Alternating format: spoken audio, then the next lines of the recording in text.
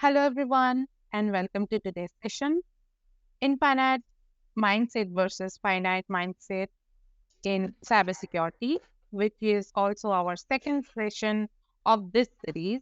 If you missed the first session, you can watch the same. The link is given in the chat section. And I am Ritika Chakraborty. I am your host for the day. Before we get started, we would like to go over a few house rules. For our attendees, the session will be in listen only mode and will last for an hour, out of which the last 15 minutes will be dedicated to Q&A. If you have any questions during the webinar to our organizer or our panelists, use the Q&A window. Also, if you face any audio video challenges, please check your internet connections or you may log out and log in again. And very important announcement for our audience. We have started CPE credit certification for our attendees. The criteria is to get the CPE credit certification. The attendees need to attend the entire webinar and then write an email to cybertalks@eccouncil.org. Also, we would like to announce to our audience about the special handouts. Take the screenshot of the running webinar and post in your social media, LinkedIn or Twitter account, tagging EC Council and use the hashtag CyberTalks. We will share free handouts to our first 10 audience. As a commitment to close the cybersecurity workforce gap by creating multi-domain cyber technicians, EC Council has pledged $3.5 million towards CCT education and certification scholarships to certify approximately 10,000 cyber professionals ready to contribute to the industry. Did you know that you can be part of the lucrative cybersecurity industry? Even top companies like Google, Microsoft, Amazon, IBM, Facebook, and Dell all hire cybersecurity professionals. The cybersecurity industry has a 0% unemployment rate.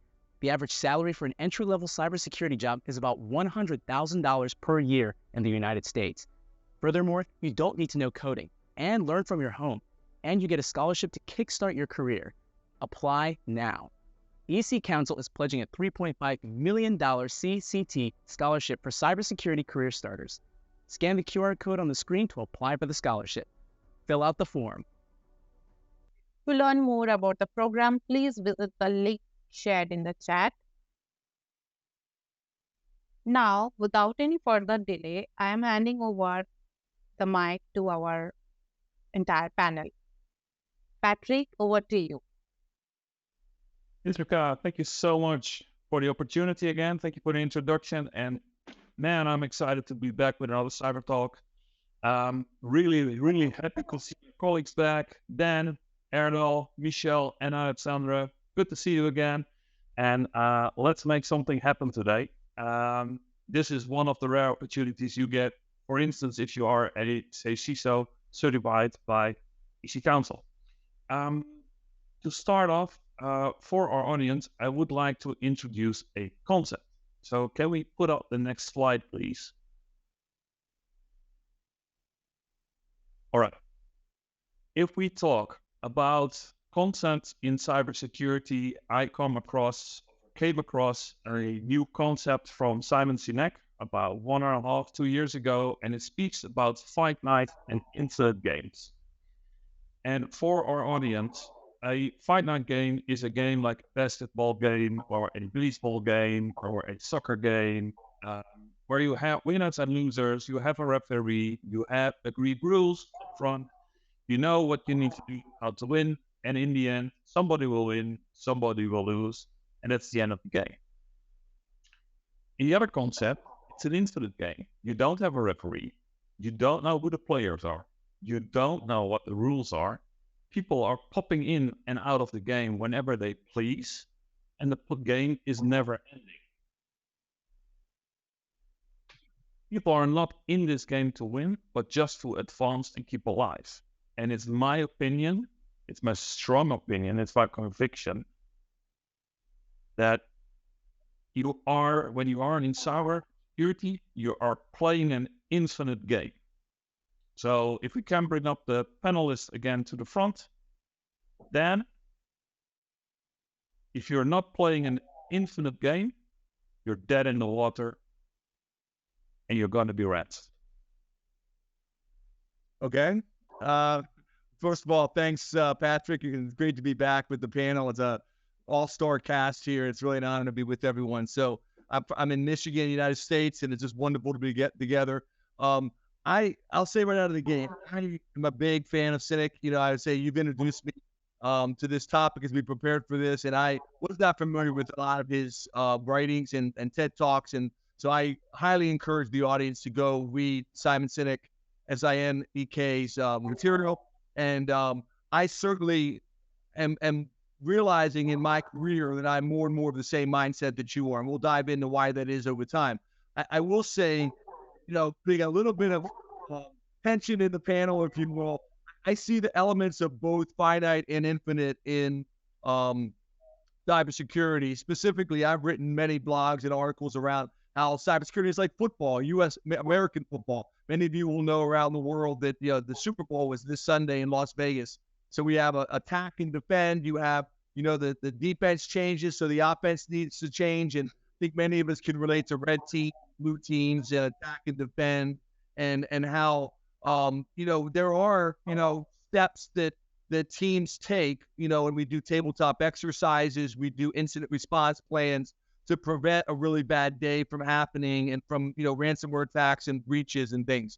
So I think there's many aspects of this that I totally agree with, and I think overall the infinite mindset, and we'll dive into what that means in more detail over the next hour, is more what I see in my career and the changes, and having an attitude of, I think Cynic brings up one of the point I mentioned, that it's not about just having a few superstars, but really building teams and thinking about, it's not about egos, it's not about just the CISO. It's really, how can the team work together? How can you improve each and every day? And that mindset of infinite cybersecurity is something that is very appealing to me. So I would agree with that.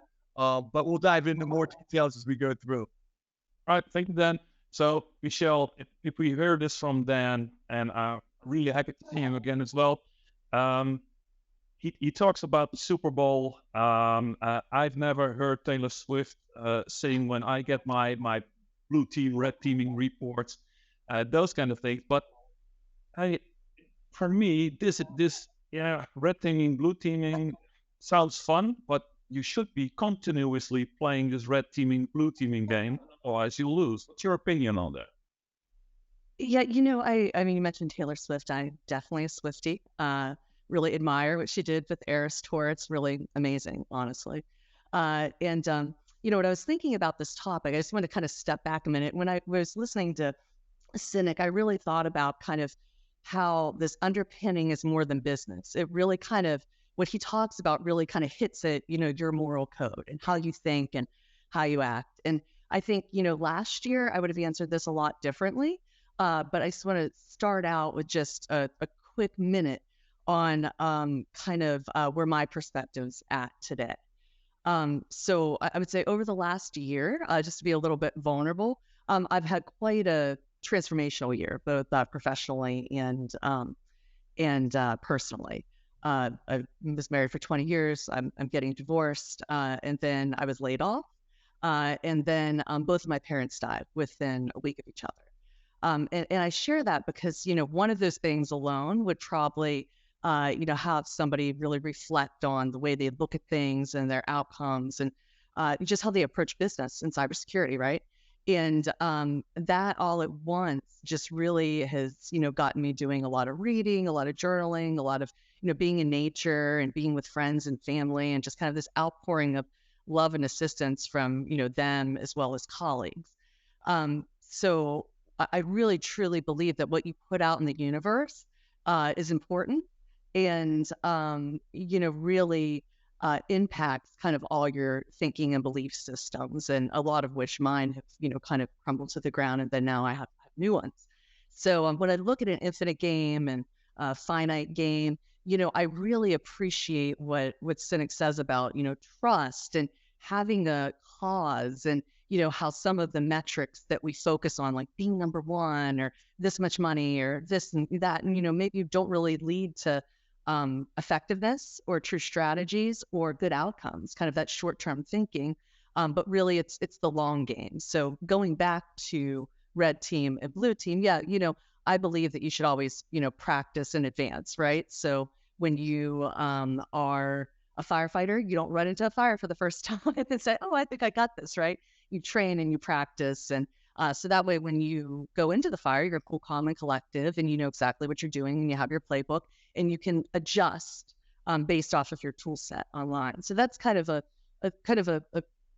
comprehensive way that I put that out there. But I wanted to share that just to kind of share with the audience in a an authentic way, kind of where my mind is today and kind of how I'm coming into this webinar. Great. Good to see you. Thank you for your honesty and your openness, and definitely your authenticity.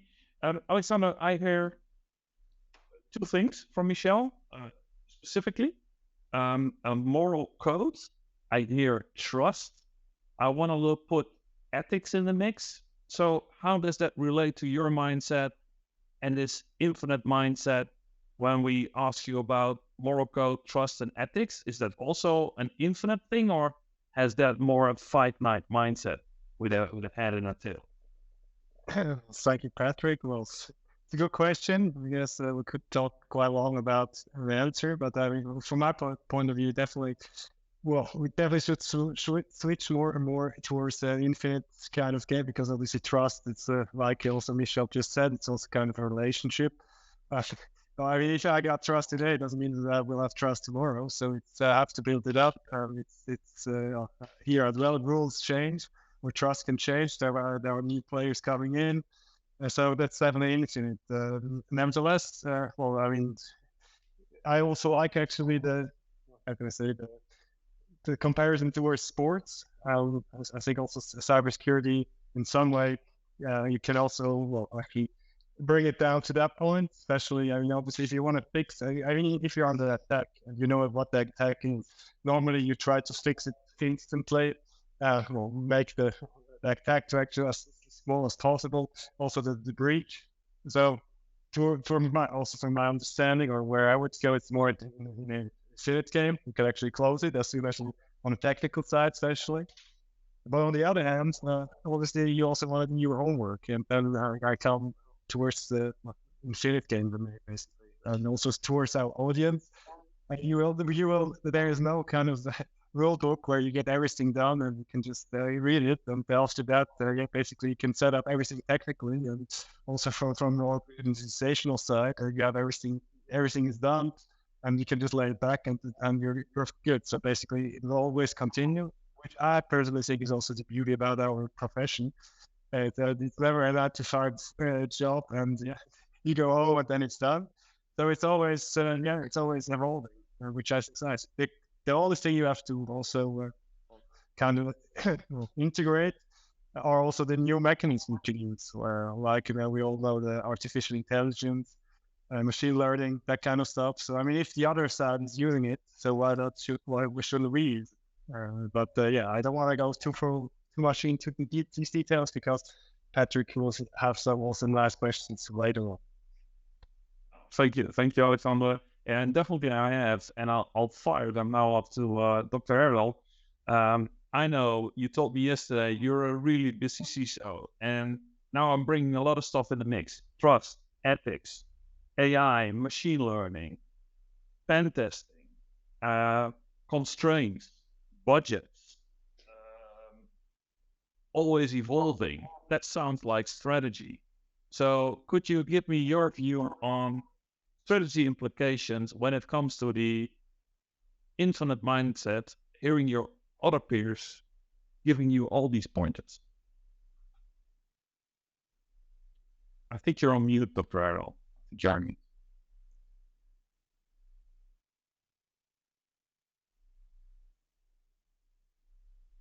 I think we have some technical constraints. Okay. For the second, let's move to Dan. Dan, same question to you, please. Sure. No, I think there are definitely strategic perspectives, and I would, we always talk about people, process, and technology, and you gave quite a list there, and I think that first of all, you got to start with the people, because bringing it all together, the infinite mindset does, and I can tell you, I kind of listed some of the reasons why I feel like there's some tension there, but I do believe that, from a strategic perspective, one of the things that Cynic talks a lot about is starting with the why. Why are you doing what you're doing, and then getting to the how, and then getting to the what, and not starting with what, then how, then why. And there's a whole video on that. I won't walk through all those details, but I think one thing I agree with Michele on 100% is that personal motivation for individuals. Why are you doing what you're doing? How, as the people, the team, building up team, the strategy around people in each of those areas you mentioned, certainly technology, budget, certainly different types of, pen testing and individual roles. But I think it really does start, the infinite mindset really starts with, as a leader, and we're leaders as CISOs, leaders first and foremost, it's about leading people, and it's all really about those relationships. And one analogy, one thing from Cynic, I had a couple of things I watched from the videos, but I really liked was, you have, somebody has a number of bad performance appraisals, and a win-lose mentality is like, okay, you've had 3 bad performance appraisals now, and, whatever it is you're doing in cybersecurity or in technology, and now that you've done those things, I'm giving you one more chance or you're out of here. Where a more empathetic approach as a leader and looking at it from a team perspective would be more like, hey, you've had 3 bad performance appraisals. Something's really wrong. What's going on? How can I help? Kind of the Michele, what is there something going on in your personal life? Is there something that I can help you with as a leader, of more of a mentoring mentality, looking at it from a long view and say, hey, we're a team. We think or swim together. And so we need to work together. So I guess my view from a strategic perspective, from a positive one, the infinite mindset would be, really focusing on the people, focusing on, how as a team we can move forward and get better every day. Joy comes from advancement, but not just as individuals, but also as a team. All right, I'm back. Can I perspective here? I agree with everything Don said, but I think he didn't forget, because of the time concern, he didn't mention that, hey, we have to also think outside of the box and look at the other side. So what are the hackers doing? Or do we have the real luxury, for example, as a CISO 3 times to get hacked? Will my CEO come to me and said, okay, how can I help you? Because we were hacked. So, or will the Security Exchange Committee, for example, come to us, or the GDPR rules come to us and say, hey, you know what, it's okay. We all know what happened to a couple of CISOs or even the CEO of SolarWinds. So from the different perspective, unfortunately, being a CISO, as you all know, is more agile than any other job, because sometimes we don't have the luxury to fail. But again, I do agree with everything what Dan said. But one thing, it is really important that when we look at the chart in front of us, no rules. Hackers, they don't care who you are, what you do. All what they aim is either your IP, your money, or sometimes your reputation. So we have to think like them, and as again Dan and everybody else said, we have to simulate all those attack vectors. Besides that, we have to also look what's happening now in neighbors. So if a similar industry CISO is get hacked, if we don't look at the CTI, the threat intelligence, if we don't embed the latest tools, as Alex said, AI, then we're going to fall behind. So infinitive game, unfortunately, in an unfair matter. Why? If the CEO might have the chance, if the company value goes down by 3%, but sometimes we as CISOs not going to have the second chance, especially if it's our team's fault. So we have to, my only add-on will be here is we have to think outside of the box and look, how we can come back as soon as possible. I mean, we see all this news, everybody can get hacked. One important strategy, adding to what everybody else said, adding a proper incident response strategy to come back if we fall down as soon as possible. Right. So, Alexandre, you hear Dr. Erdal speak. Possibly you, like him, have an unlimited budget. So that's great to hear. We all have, I assume. So putting that into context, I hear everybody speaking, agreeing on an infinite game. Yes, we should do this. I don't have a unlimited budget. Possibly you have. So how are you going to deal with that? How are you going to put in all these tools, and hackers dream up new tools? You're going to put in new tools, and then a new AI left, and a new AI right, and then you get like, this vendor has new AI, and this vendor has that. And so how are you going to fix that? Do you have unlimited? Well, I think that's also a good question. I guess, I mean, to combine everything into one dashboard, that would be very nice if we already were that far.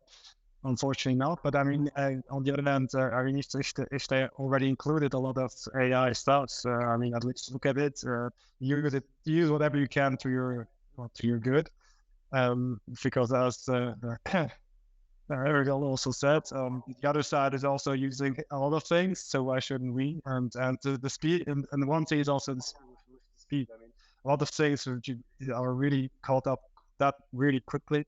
I mean, we're really talking about last year now. And we kind of just wait. Otherwise, I mean, like the old, in the old days where everybody said, I mean, if two are running in the safari and behind them there's a lion, I guess the one with the better sneakers is faster. And that's what that was in the old days. Nowadays, we're really catching up. So basically, you need more than just your feet to run away. So coming back to you, I mean, a lot of things are obviously also not that expensive, so to say. A lot of things are included in quite pricey, and others less. So you use whatever you can, which we also do. On the other hand, if we're also talking about mindset, you obviously also have to watch over that also your user, how they behave towards that kind of new technology. So I mean, with the most known example, I guess, ChatGPT.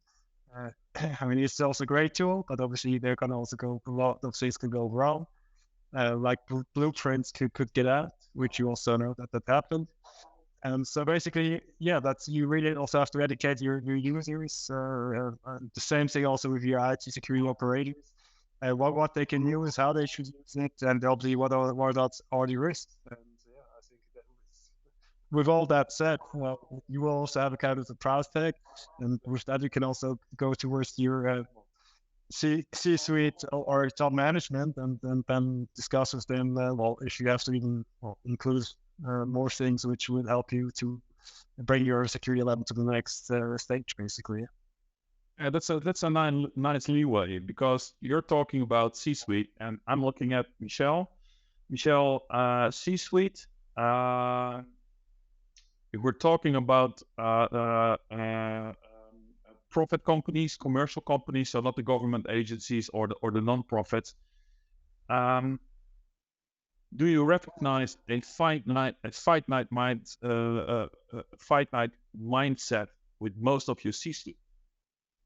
Yeah, it's interesting. I would say when I talk to different CISOs and kind of advise folks and get advised, I think about I think about it in a three pillar approach. So I always say, be resilient, get strategic, and embed security in everything you need, everything you do, because, you don't have an infinite budget, right? So, kind of building off of what Erdal had said, the first thing I advise is, hey, be ready to get back up and running quickly, right? So that's the be resilient piece. So have an effective incident response plan, know who you're going to call, when you're going to call them, and do it quickly. So that way you can get back up and running quickly. And then after that, what is the precipice for a lot of people to get strategic is having that life-altering kind of incident that, everything got burned down and things are really bad. So then you tend to get money. So then you can go ahead and be more strategic. And I like to provide resources. So, for the audience, all the NIST standards I think are excellent. Starting points, 853 and Zero Trust Architecture, and now the AI standards. They're a great start to take a look at your environment and say, okay, what should I prioritize first? Where am I strong? Where am I weak, right? And then as you begin to build that muscle and invest year over year, you can show, oh, well, we can't mitigate these attacks this year because we need these technologies, we need these processes, and, we don't have enough money, and I understand that.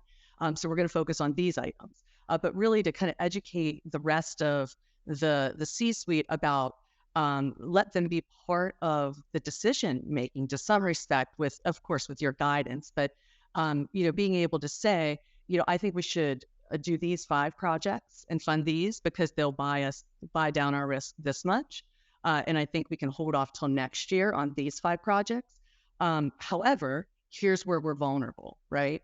And really kind of getting them in the mindset of what the attacker may be thinking, right? Because that's a for-profit company as well.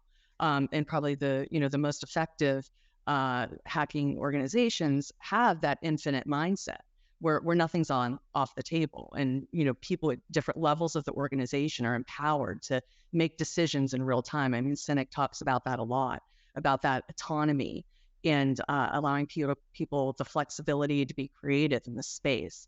So that's kind of what I think about when I think about, the C-suite and funding and strategy and kind of where to focus first in most cases. So Alexandre, did you step into the boardroom and told your CEO, CFO, CIO, listen, this is the guys on the other side don't play with any rules. So please be prepared to give me X amount of money at least every year and possibly a little bit more the year after. So did you go into a boardroom and tell them, listen, this is not something you can win. This is not an asset you can build. Will cost you more and more every year. Prepare. Did you do that? Oh, well, so I want to be the moderator next time because asking this kind of question to the board, wow. But I want to joke. You'll get your chance, Erdal. No worries. So, Alexandre, quick response. Did you? Okay, well, it was not exactly like that. I mean, a little bit different, but going into that direction, security was always difficult to sell, I guess, because you already had it and it was good. So why invest more? Kind of. So yeah, I mean, your other question you asked about a lot of boardroom members are unfortunately still a bit in the Finite game. So it takes time, and they have to also do promotion, I guess. But I mean, you also have to show them what's in it, and that they really have to. It's a continuous process, so they have to invest. Let's do a quick round. Dan, did you go into the boardroom and tell them, listen, those guys on the other side don't play with the rules. It's going to get more expensive every year, and it's not going to stop. Not with those words, no.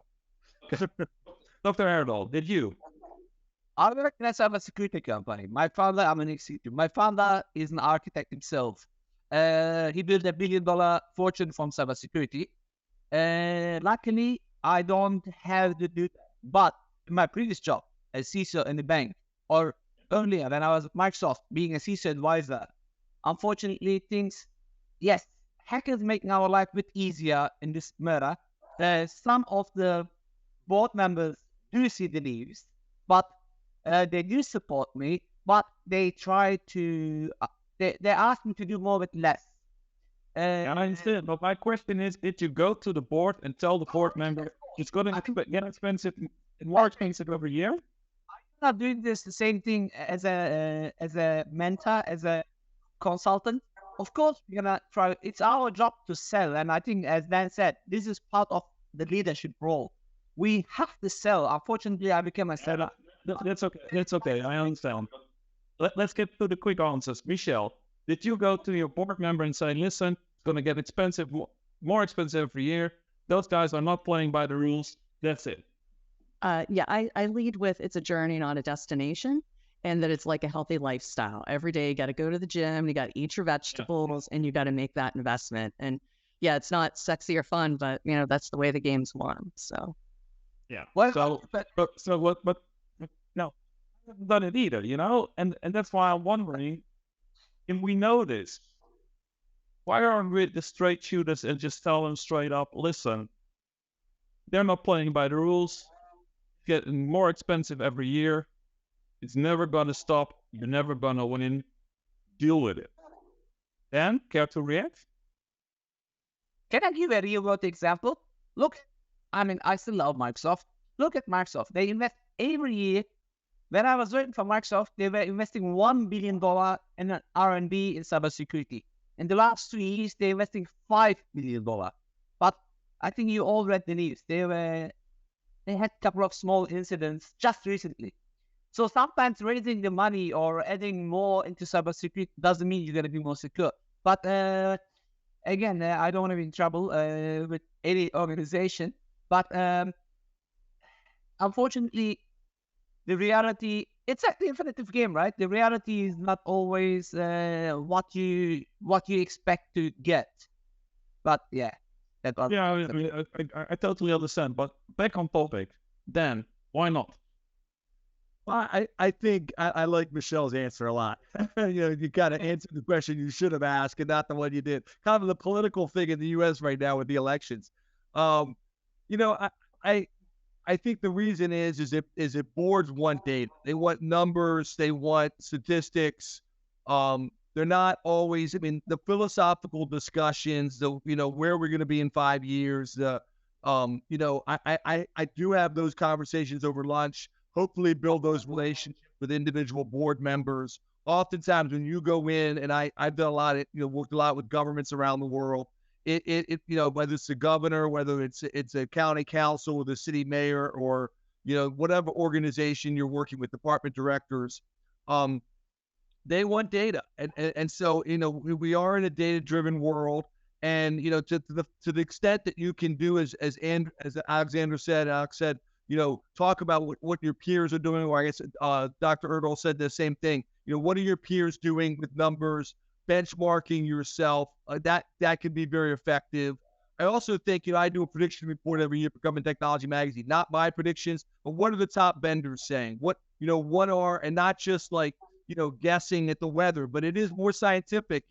These are the trends, these are the threats, this is what has happened, this is where we need to go. And they don't necessarily want to hear a philosophical discussion of it's going to be more expensive every year for the next 10 years.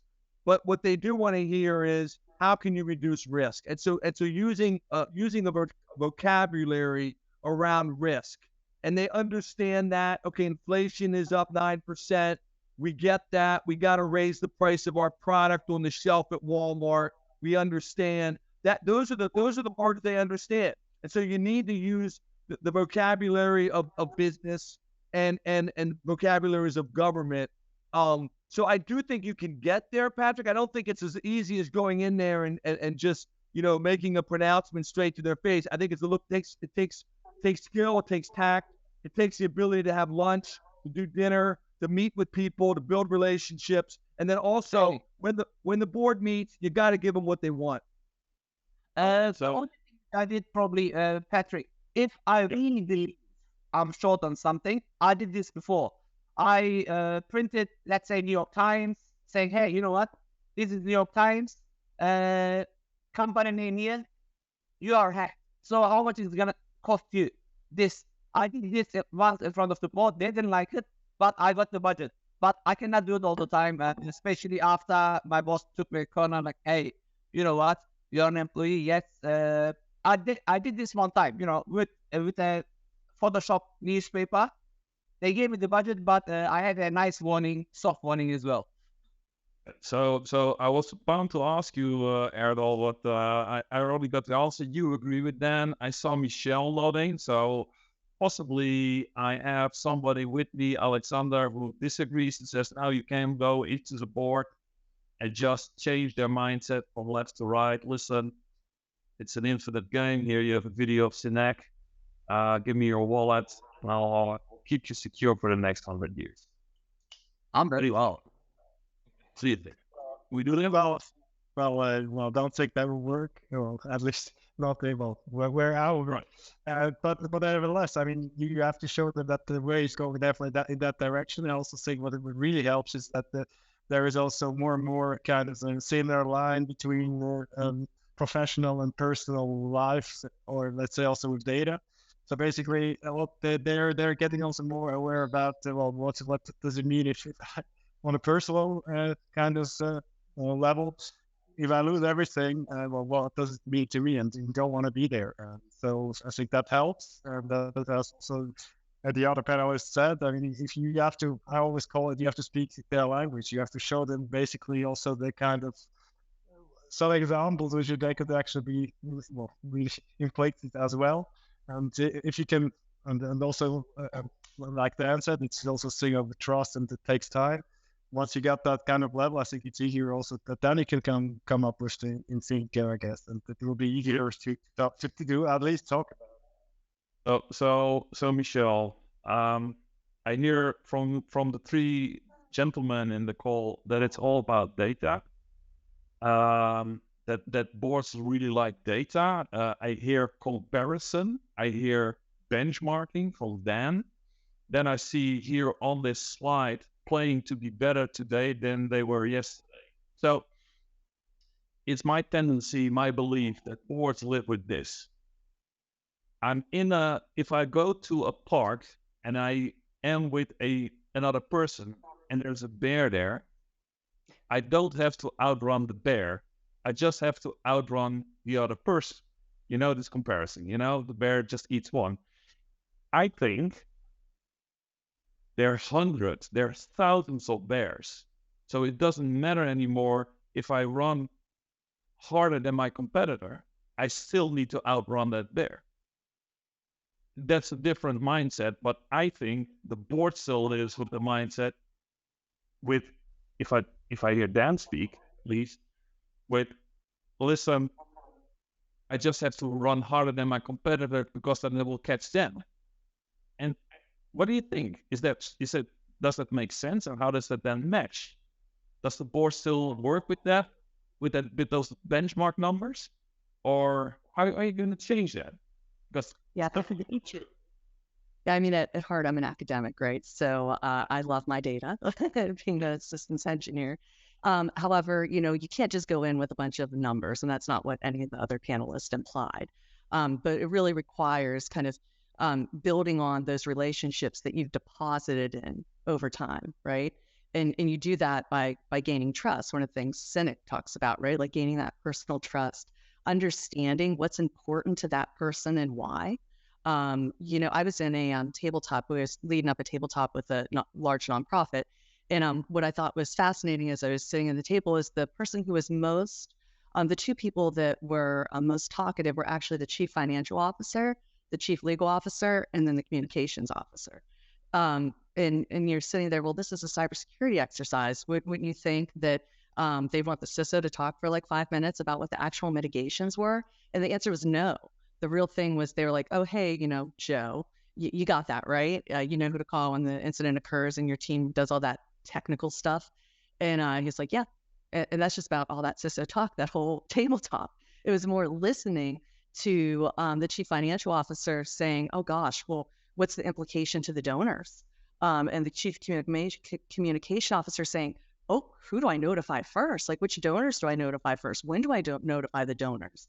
And kind of that interplay. And then the legal officer, well, legally we're obligated to do this, this, this.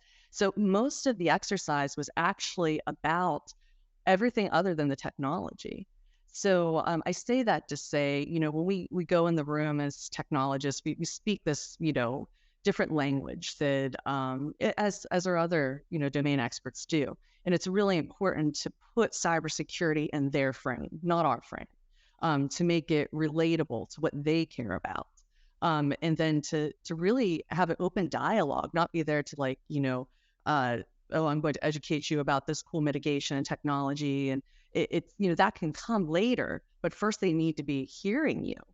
Somebody can look at you and not really be hearing what you're saying because they don't care. So I think I feel step one is make them care, make them make it personal, make them really internalize why they care, because they also have their funding that they want as well. So it's making it personal to them.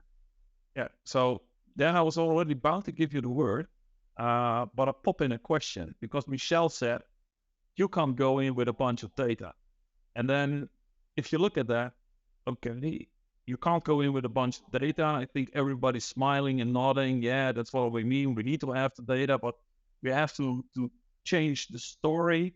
We have to transition. We have to transition the company. So I would like to ask you, because you came up with a bunch of data, how are you going to make that transition? And I think you're engaged now with some company as a CISO, as a virtual CISO. How are you going to help them to make that transition? What's your that's a great question. That's where I was going to go. So we teed that up perfectly. I think my dad used to always say the question is, what is the question? So if you're going in and you're looking at numbers about how much you're going to spend next quarter, or you're looking at budget, I mean, you've got to, in that sense, there are some rules. The rules are always changing. But I also think there's another aspect of leadership for CISOs and for security professionals, and that is being a thought leader, bringing in, and where I really love the infinite perspective is where you have to bring in a wider perspective for the board and help educate the board. And what I mean by that, maybe bringing in the FBI, bringing in the U.S., bringing in the wider, you are really, to your point, thousands of bears, there's thousands of hackers, there's thousands of attack vectors from nation states and criminal groups around the world. There also are thousands of partners for the business. You're not in this alone. And if you're in it alone, you will fail. So we have partners, we have everyone learned that with SolarWinds, right? And that whole, situation. But just wider than that, bringing in, like I do a lot in government, but whatever sector you're in, if you're in financial services and being involved in the FSISAC, when you say you're benchmarking against peers, it's not always, Bank of America is trying to do better than Citigroup, and at one level they do compete. But I will tell you, like with the FSISAC, they work closely together against cyber attacks because many organizations, I've worked with many of the ISACs, information sharing analysis centers around the world and certainly all over the United States. And there is a camaraderie among the 50 states. In some ways, you say, well, states don't compete against each other. Many of them do. They compete in economic development. They compete for people and jobs and taxes and different things. But when it comes to cyber attacks, so like we're in this together and we're going to work together. So I think the way you do that is you bring in, you say, we are a village, if you will, and we are community. We need to work with criminal justice. We need to work with our ISACs. And then you can say together, and this is where I think getting better every day, the rules change, the attacks change. But the reality is that we have to work in partnership with lots of others, both vendors, government, criminal justice, and we need to have all of it. And, working with, organizations like CCISO, and EC Council and getting that training together. So all those things come together to help to battle, and we need to educate the boards on all of that. Thanks for that. And after my message, we'll go to Dr. Erdal. But for our listeners, for our audience, the people who are looking, please pop your questions into the chat box. We have a full half an hour of Q&A after this, and you can ask questions to any one of us. Pick our brains on this, and we're happy to assist. And EC Council is also putting up a Reddit channel. Communication on this later, but we will be there to help you and support you with these challenges. Dr. Erdal, if you look at what Dan said, you are working at such a partner. You are working at a site. So how do you help companies change the mindset? Can you shine a light on that? I mean, of course, we have a product, and it's the sales team to sell the product to the team. My only job as CISO is to talk to strategic customers and tell them what's happening, and try to explain them that, hey, products are there to make your life easier, but not 100% secure. Besides that, I don't know if I mentioned before, for example, I'm part of, last week, I'm a board advisor in a company which is now partnered with White House. The company is listed at White House as helping America and, of course, the world to be more cyber aware. So honestly, that's what I'm focusing these days, helping my peers, helping my mentees, helping people like now our students or our audience to change their mindset. Because look, buying 50 products is not going to make you more secure. Or I keep repeating this example. If I ask you, Patrick, what's the best car that I'm getting with you for free? Name it. Bugatti or custom make, it's let's say Bugatti. You want a free Bugatti. But hey, I know you have a family and your family is bigger than 2. So is the Bugatti the right car for you? No. So sometimes sticking to brands and getting the best is not the right solution for you. Or if I ask Michele, hey Michele, when you buy a shoe, how do you buy it? Of course, you might see it in a different person or in front of the shop store, but it's not enough to buy the shoe. You go first, of course, you check the budget, but sometimes, hey, we are CISOs, we earn a bit more than average. You still try it, and you will look in the mirror to get the buy-in.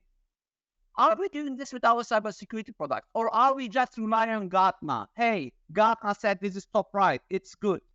Really? So sometimes top right is good, is not the right fit into your organization. That will be my my answer. I mean, this includes to my own product, Exidium AEP, for example, Advanced Endpoint Protection. Please go test it, do a POC, compare it, and don't listen to others, but make your own decision. Will be my answer. Hey, thank you, Dr. Erdal. Michele, not only females buy shoes, but male also buy shoes. And I like shoes. I have a lot of them. I have some with my suits as well from a Dutch designer here. But I also buy shoes from a shop called Zalando. It's like a Walmart that sends in shoes, and I always buy the same shoes. But maybe it's version 5, or it's maybe version 6, or it's even maybe version 7. But I stick with the same shoe, and I don't try out other shoes because I just like this shoe. Now, hearing to the story of Dr. Erdal, I shouldn't go into all magazines and fit all the shoes and then see what's the most expensive shoe. But I also, possibly with my cybersecurity tools that I use, I shouldn't stick with the same tools. What's your experience when you talk to other vendors? Obviously, I saw you nodding, so you're shopping around normally as a CISO, trying other vendors, see what's your take on the advice that you get? So not the product, but the advice that you get to changing this mindset. Do those vendors have an infinite game mindset, or are they still in a finite game? And are those people who are selling the product still trying to sell you a 3-year contract? Or do you see more? Do you see vendors giving you more than just a license, a bill? Thank you for your service. I'll call you in 3 years. What's your take? I mean, I work a lot with ecosystem vendors and then sharing with, different CISOs about, kind of the differentiators between those different products. One of my favorite examples is identity and access management. Numerous CISOs have, asked, hey, which identity and access management tool should I use, right? And without, naming, I'll just use A, B, and C, right? I'll say, well, a lot of a lot of other CISOs tend to go with vendor A and B for single sign-on and just-in-time access. Several go with C and D for the dashboarding capabilities on, what's going on with our identity and access management. Others, for provisioning and deprovisioning, they like these 2 vendors. And folks will say, oh my gosh, do I need like 3 or 4 different identity technologies because I already own this one? And doesn't it do all those things? And my answer is, yeah, it does. When you look at a lot of technologies, especially in the identity space, I feel, they all have different advantages and disadvantages. A lot of them have a lot of overlapping capabilities. It can cover the mat. So if somebody says, well, I have an enterprise license multi-year with, this vendor A, and I really went to the Mac for that. And then I trained up 1,000 people on this, and I have really good capability to keep that tech updated. However, I'm getting pressure to look at these two other vendors. What do you think? My reaction is I kind of share, I share my observation and data about the actual functional capabilities. And when they look at that and they say, it looks like all of them offer these capabilities just in slightly different ways, my answer is yes, they do. So then the decision really comes on, what else have you invested into this? What will it take you to retrain and retool your people? How long will that take? What will it take to rip and replace? Are the advantages really worth changing this at this period of time or not, right?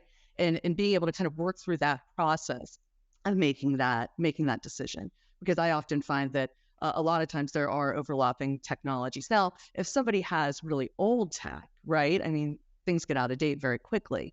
But generally speaking, if you go with a large vendor who invests systematically and through the years in advancing the technology, then usually that car still runs. So that's my thought on it. It really is. There's a lot more factors than the actual tech. So we're starting to get out of time. I think we're enjoying ourselves a lot, and there's enough thought here for possibly a next follow-up podcast. But to tell a true story, I used the slide that's before you to step into the company I'm now with, Vitera. That's about 4 years ago. And I presented this slide then. That was on the 30th of October. I remember it well, 2019. Presenting this to the CFO, the CIO, the assistant CIO, and all the IT directors. I reused this slide almost 4 years later at an ISF conference. And still, it's an eye-opener. And what I hear from you even when I presented the slide and I pitched the topic, then told me, oh, this is an eye-opener. I find this interesting. So I'm going to start off with you, Alexandre, and then move to Michele, then, and Dr. Erdal last. Look at the future outlook. I'm still trying to sell this idea to the community, and I'm doing this now for 4 years, 5 years, and it's still an eye-opener. People think, this is still an interesting thought. So what's your future outlook on this? Will we be successful in selling this? Oh, good question, but I would definitely say yes. I mean, how do we know also that mindsets are not overcome overnight? Basically, that takes time. It's a similar, especially also depending on how the company is working. If there are a lot of, how can I say, employees who like just never touch a running system, kind of, or you need a lot of energy actually to persuade them to do some changes. But I guess it's going a little bit into that direction. But nevertheless, it's always good if the boards and also top management sees, I guess, a wider picture of where it could go. And as we also know, is that the world is not standing still, especially the speed is getting faster and faster. If we're also looking at the technology we can use at our fingertips, and obviously also the bad side or the dark side, as I like to call it. So if you also show basically the weapons the other side is using, I think you definitely also have to get out of the shit game from time to time into the internet, and maybe also put compare it also a little bit towards if I can quote a movie from like Terminator.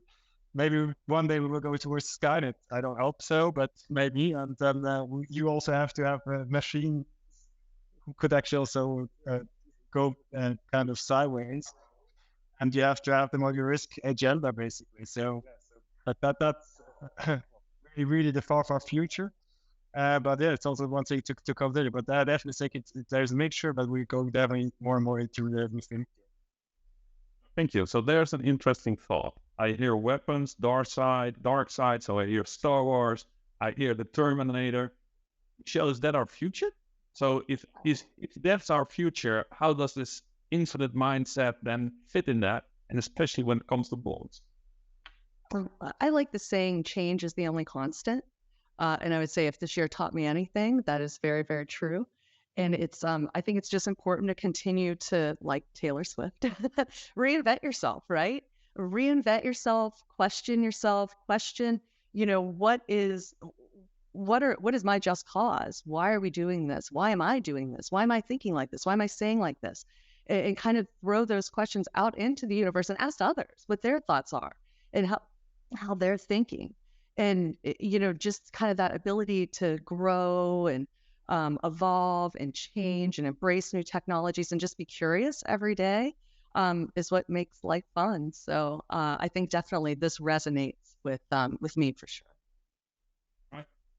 So moving to them, I hear a big thing from Michele: reinvent yourself. I'm not going to ask you about your age, but I'm pushing almost on 50, and I'm almost 25 in cybersecurity.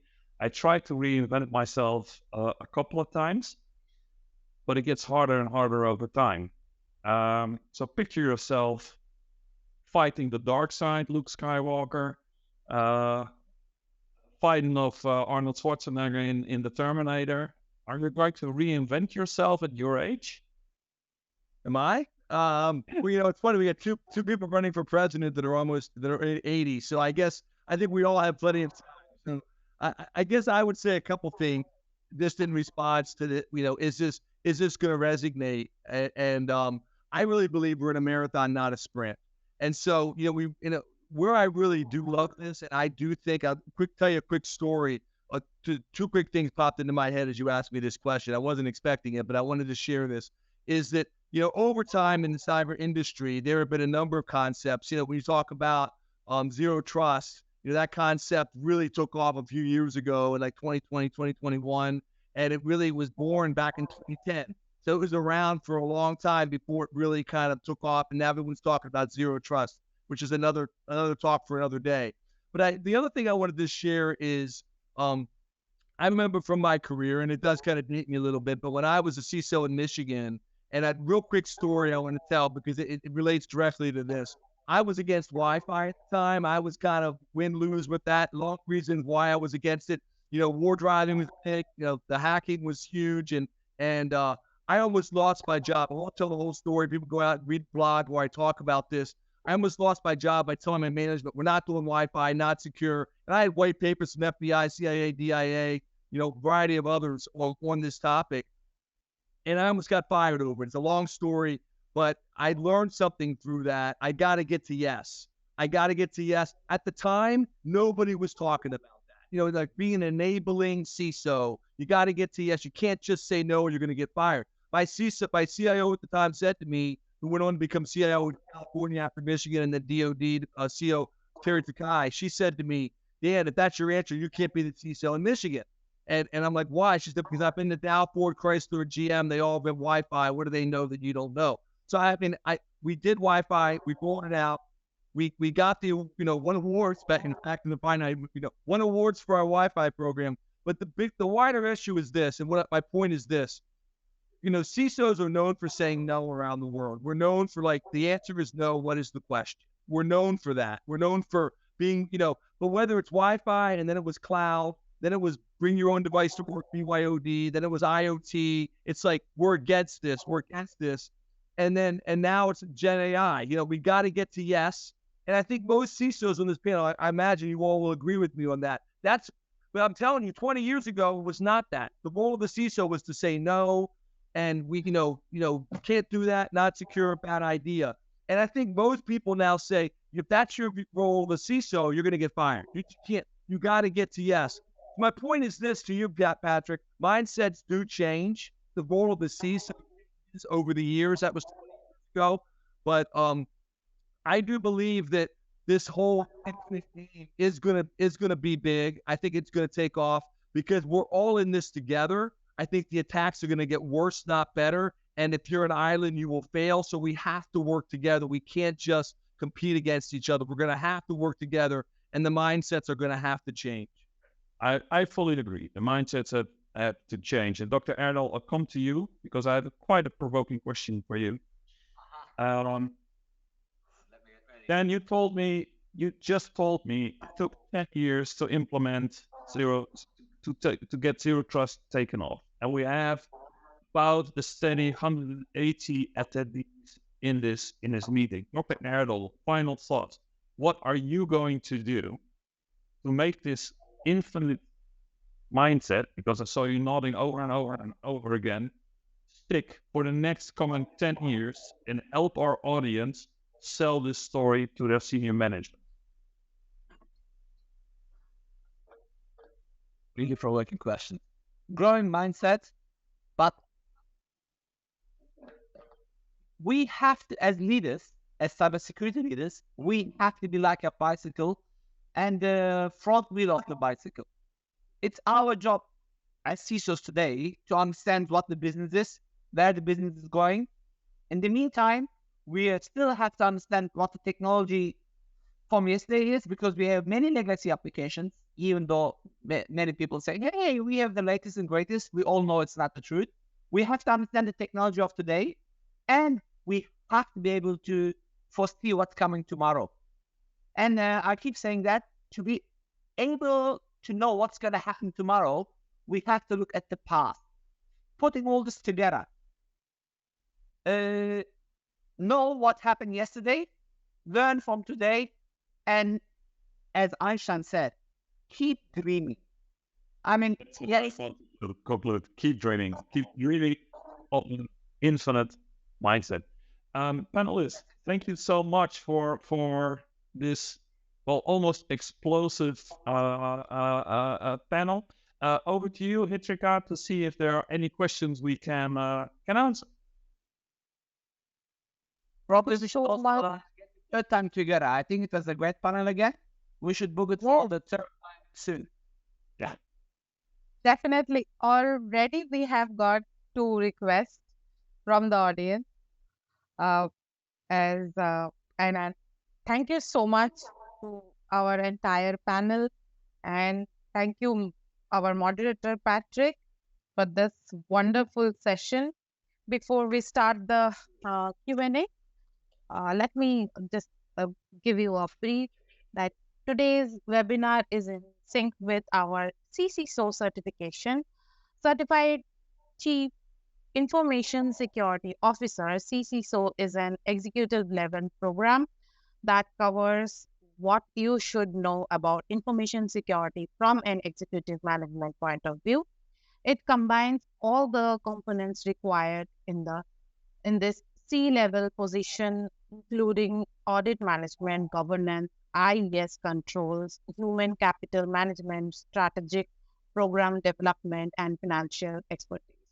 Over 6,000 CISO jobs opening, and an experienced and certified CISO professional in US can earn between 200,000 to 260,000 USD. If you are interested to know more, kindly take part in the poll, which is going to be conducted right now.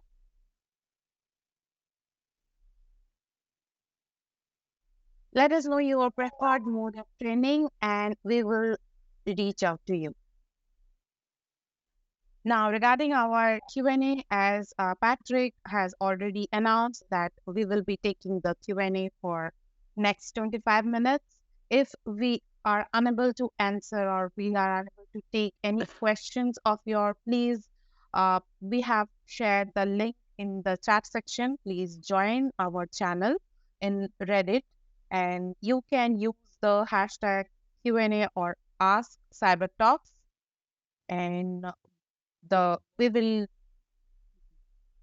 will give the answer from our panelists, and we will share all the details. So, Patrick, should we start the Q&A? I'm good to go, and I think our panelists are as well.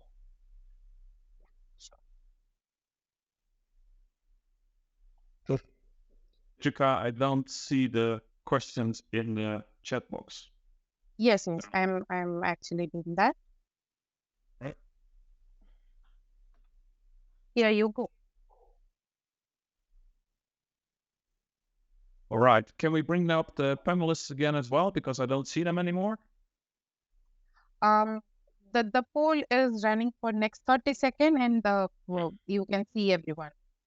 Okay, then I'll take this one. What do you think of the pooling of CISOs?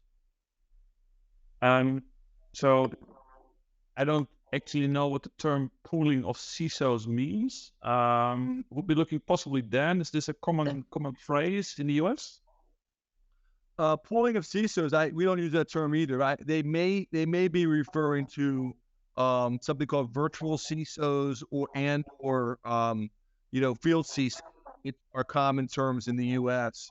So virtual CISO, the idea that companies, there are groups of companies, cybersecurity companies and others that, will have, a lot of times former CISOs, and maybe a company does not have, they don't have enough money for a full-time CISO, but maybe they buy half a CISO or a quarter of a CISO, so they get like 10 hours a week or something like that, or, and so they just help with certain functions and then they pool them and then they can help a wide variety of different companies. That may be what they're talking about. We don't really use the word pooling, but we say CISOs is pretty common. Another one is a field CISO. Field CISO where basically a lot of times former CISOs, I play that role with Presidio right now, where I'm speaking, blogging, writing on behalf of our company on cybersecurity, but also working with different clients on projects and helping them, it's almost like I would hate to call it pre-sales, but part of it, the role is really be an evangelist out there and helping people understand where they can, get help. So I think that's a common practice. Yes, yeah. So sometimes as moderator, I'm allowed to say something as well, what I think. I think pooling of CISOs is a great idea. Companies don't have the money to hire a full-time CISO. They're expensive and they're scarce, and with scarcity, price go up. That being said, I think it's important when you have pooled CISOs, and it can be virtual CISOs, that can be field CISOs, that can self-employed contractors like myself, or people who work for a consulting firm. The most important thing is identification. Identification with the company that you're consulting with. You can't stay on the sideline and say, listen, I'm self-employed, I'm a virtual CISO, I'm a CISO for XY company, X, Y, and Z, and I come just here to help. You need to live, breathe, and be part of that company if you want to give the proper advice. There's too much strategic work to be done. You need to identify yourself with that company. And if you get a vCISO who does that for 2, 3, 4 hours a month, but comes in and it's always the same person, and that person is acting as he or she is part of that company, I think that's fine. Let's take the next question. The change from the last year, SEC requiring that cyber activity, strategy, and effectiveness are measured and discussed at board level was a definite help for CISOs getting these merged across in CIO, CFO 2. Michele, something you dealt with, publicly traded companies and then dealing with the SEC? Oh, is that to me? And it was to you, Michele. Yeah. Oh, okay. Yeah, I mean, it's a level of accountability, right? And I think that I think it's challenging when any law gets pushed down and that people are like scrambling to try to meet those laws or those guidelines. I mean, it is costly, but it also is a precipice for change, right?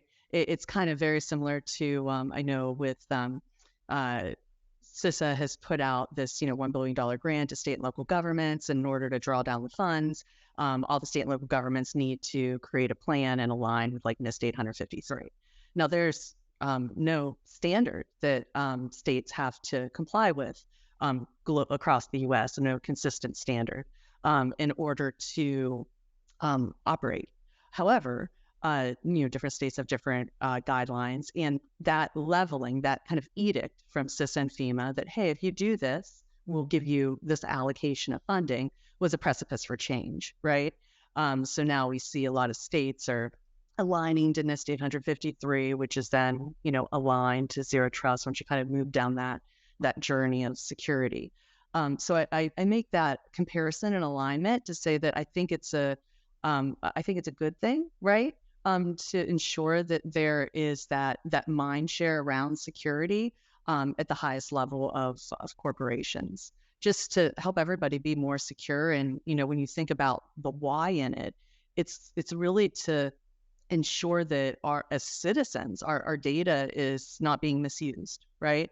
and that as citizens, we're corporations that offer critical infrastructure like our water, our electricity, right, have less risk of being compromised. So I feel like the kind of the heart is in the right place of that particular ruling. Now the implementation, can be a little bit costly. So, Alexandre, we talked a little bit about board communication, communicating things at board level. I truly believe that CISOs still use too much technical mumbo jumbo at board level and get lost. And then we get these technology questions. Do we have a firewall? Do we have proper antivirus, anti-malware, that kind of thing? Do you think it's beneficial at board level to talk tech, or is it not? The answer can always be, yeah, something in the middle, but I would you come in with more technical details, or would you come in with more business details when you go to a board meeting and talk about cybersecurity? Oh, that's a good question. I don't want to really go into the middle of this. I mean, it also a little bit depends, I guess, on the board and the structure and how they know also, I guess, also the technology field. But I mean, if I take an example, like when you write, if you have software development in-house and you're writing it, so basically, you're doing basically the steps how you could actually improve your tool. So then, from my point of view, I mean, we're getting also closer to selling kind of technology. So basically, you start with it, you have kind of peer reviews. Then you go further. You also do some pen testing, and then maybe even further. You also participate in bug bounty programs. That's all nice stuff. It's incredibly well done. If you can obviously also fund it, and therefore, why do I tell you this kind of example? Is that basically, I mean, as more as you pay, basically, you can also test it better. On the other hand, there is also technology in the background. So basically, and some technologies actually you can use quite, let's say, with less funds, or it's even included in whatever you already use. So therefore, I guess it's difficult to say yes and no. It really depends what you're talking about and where you want to go towards your goals. But overall, I agree with you. I really don't try to use any buzzwords. Don't need too much tech details, because then normally, this is not their daily doing. It sounds good, but they cannot really, compete with that. So basically, and therefore you're also the expert. So that's why we're coming back to what I said before. You have to also talk their language. Otherwise, it's difficult to sell. Thank you. Then I got a proper Finite game, Finite mindset question here for you. So upper management refuses to accept changes because of budget constraints. So that's like, okay, 100% Finite mindset, budget constraints. Now what? So you're coming in. What can you bring to the audience? How can you help them when there are budget constraints? And obviously, when it's like you want something for 10 million and they have 100K, it's challenging. It will never fly. But what can you do if you run into those budget constraints and you still need to make changes? Sure. I may answer that question, but let me just give a little preface first to Alex's question. And the question that came in from us, I liked Alex's answer, but I also wanted people to understand that just because, finite versus an infinite mindset, I'd encourage the person who asked that question or others to go out and watch the video. Start with why that cynic. It's really short. The TED Talk, I think it's got 70 million views, and it's really worth watching. It's like 10 minutes, but just because you're talking technology versus people and process doesn't mean you can't talk about, the technology is not just a finite mindset. The infinite mindset is more how you approach the topic of technology, starting with why, not starting with what or how. And so anyway, that's a little won't dive into that, but just a little side message there. Go watch that video. I think you'll find it worth your time. Answering your specific question, Patrick, I would say this, where I typically start with budget discussions when, and what any kind of resources, whether it's money, whether it's, at a board level, whether it's at a I learned a long time ago, one of the things I tell my team members, I tell CISOs all over the country and the world, get on boats leaving the dock. And what I mean by that is there's always money being spent in government and private sector. What are the top projects?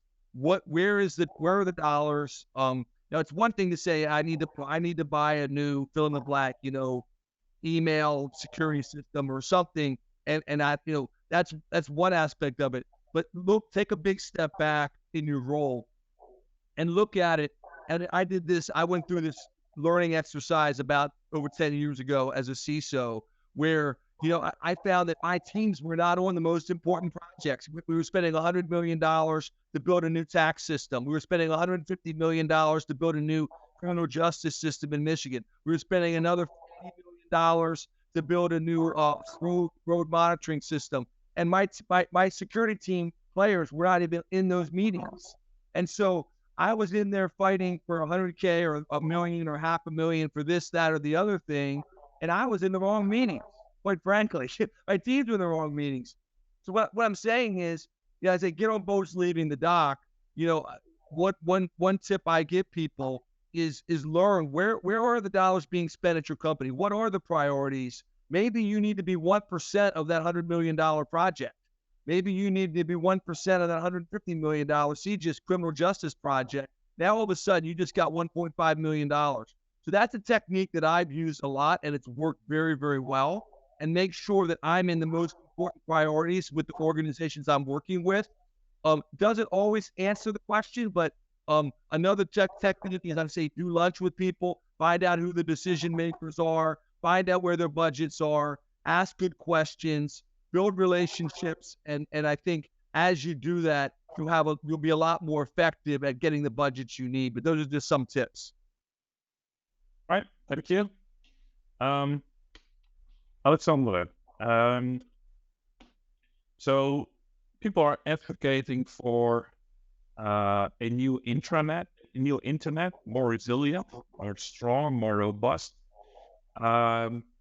In Europe, we have laws now that mandate resiliency of products that you buy, updates, those kind of things. So if we look 10 years in the future, do you think things will have changed, or are we still being left at the mercy of big corporates that just want to make a lot of money? And if my X watch is 4 or 5 years old, doesn't repeat properly anymore, just throw it away, buy something new, which is not sustainable, but also gives you the idea that they're in it for making money and not making it better. So do you see in 10 years, we will be more robust, we will be more resilient, and does AI or quantum computing help in that? Or is it more like, well, we're at the mercy of the vendors at play? Well, I think we'll be definitely first at that today, because I think security by design will be implemented in a lot of corporations by then.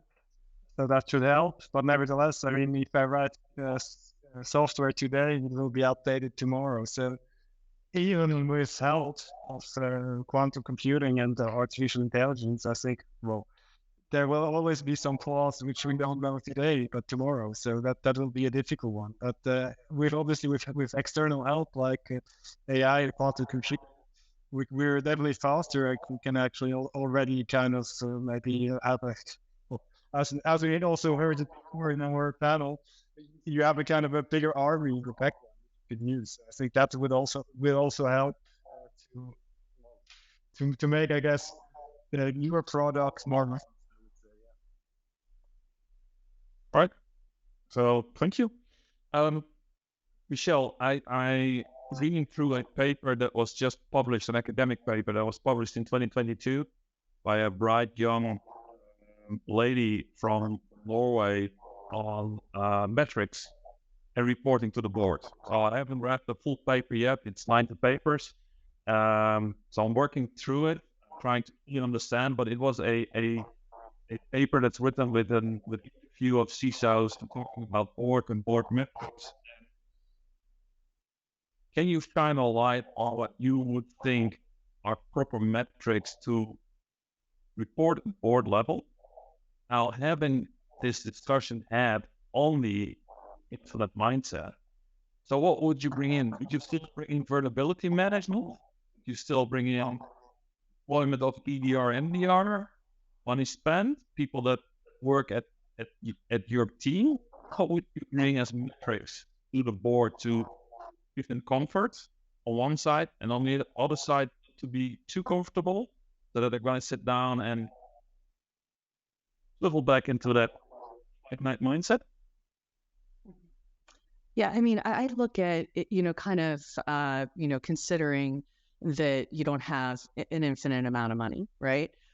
Starting with the basis, right? Like, what is the base level of security requirements that are important and relevant to my organization?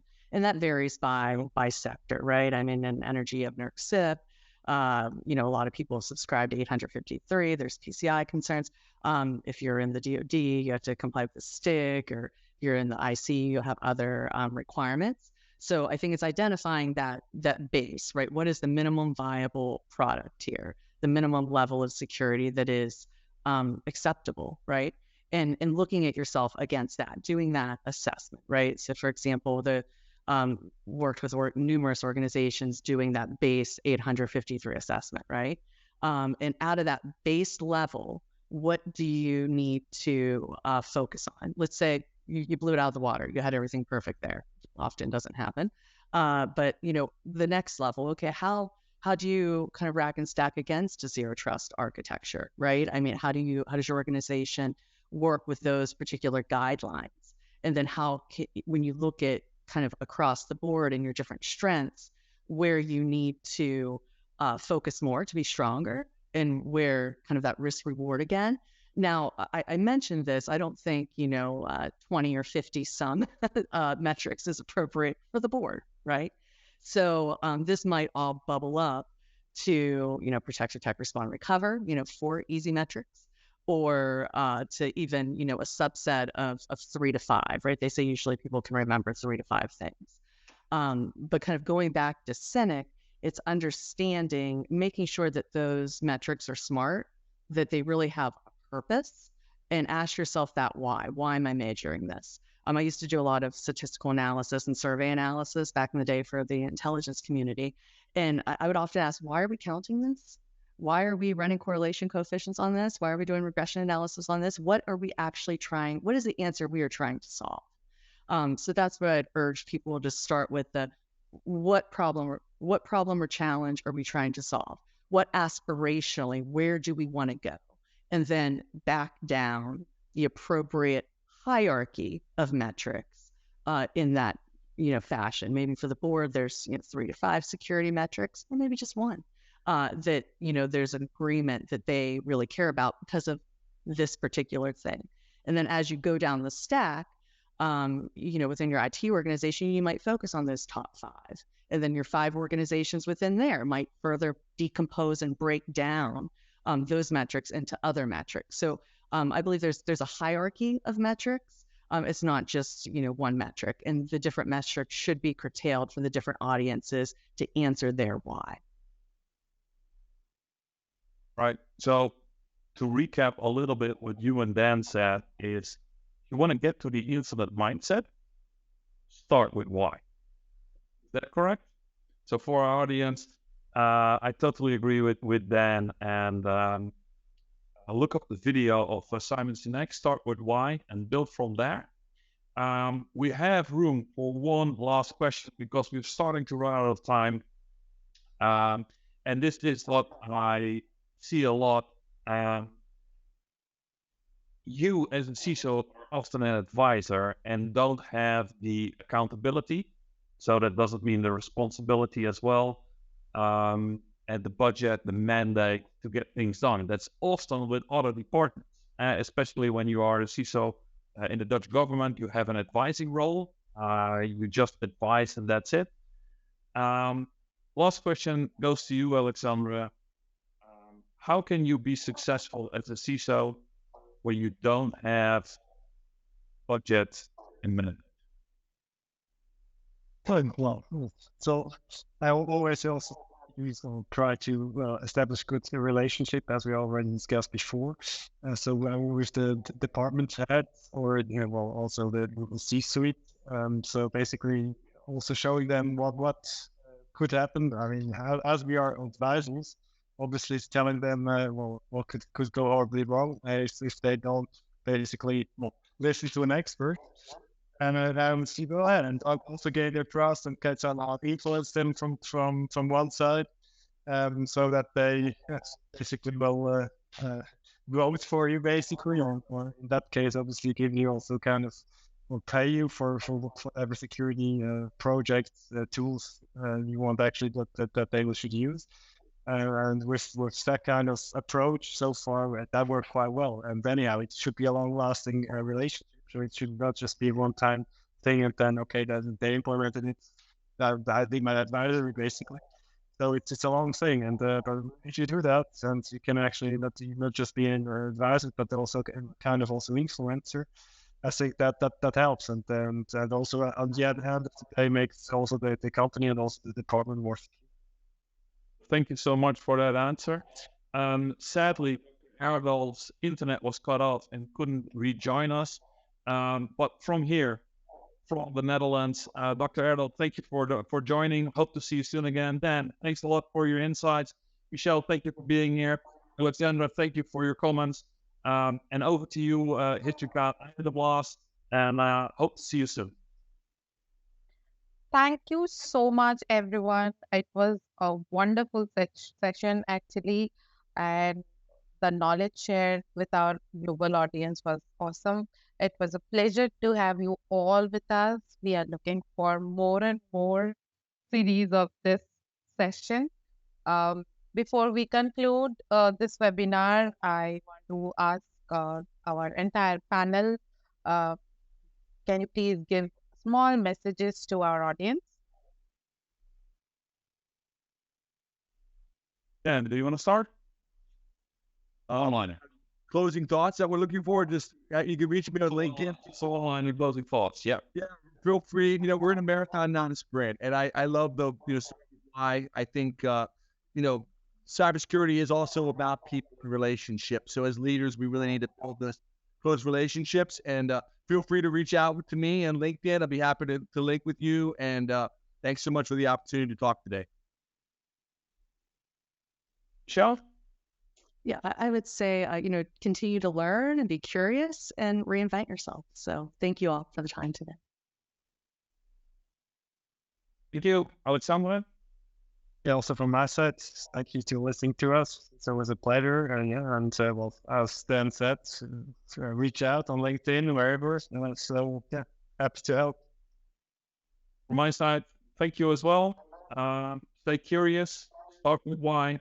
Reach out to me on LinkedIn if you want to know more, and reach out to EC Council for their excellent CISO program. I know I'm certified. I know panelists are certified. Dan is certified. So thank you again. And Hichika, over to you. Thank you so much, everyone, for the messages. Before we end the session, I would like to announce our next Cyber Talk session, which is from detection to recovery, a comprehensive approach to cyber resilience, is scheduled for 9th Feb, which is tomorrow, by Happy Amon. And this session is an expert presentation. To register for this session, please go to our website, which is www.eccu.edu/cyber-talks. The link is given in the chat section. Hope to see you all tomorrow. And with this, I'm ending the session, and you all may disconnect your line. Thank you again to the entire panel. Thank you.